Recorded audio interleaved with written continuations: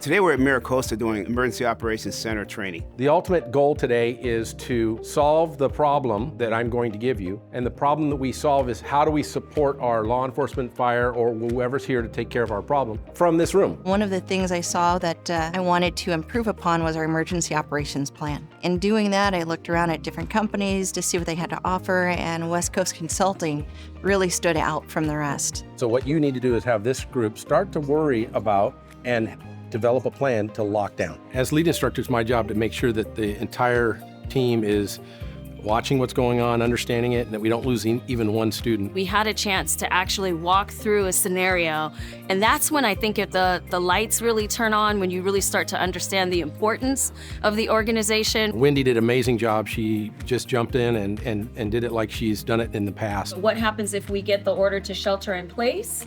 To make sure that we are prepared to do that and work with law enforcement and fire. I got to be the mock incident commander, and so recognizing that if I'm in the weeds over here, then that's not necessarily going to help the situation. Anything going out to the campus community needs to come through management. My goal was to create a team that was confident in what they were doing in case we had a crisis on our campus. Training is one of the best things you can do to prepare for any incident. So if something were to happen and they activate this, and I'm not on location, how do we deal with that? So if you have one person there, they can hold down the fort and call you until they get there and get all your people in place. Whenever you have a critical incident, we want you to get back to whole again as soon as possible. They were able to develop a system that would work for our needs. We have multiple campuses that cover multiple cities. We have a lot of new employees, so they weren't as familiar with our operations plan. So they're willing to come in and work with them individually. We don't normally get that one-on-one instruction, and someone being at our table is very helpful. And then we have what we call a warm zone, where we can start working on triaging casualties. I really appreciate the training. I thought it was extremely well done.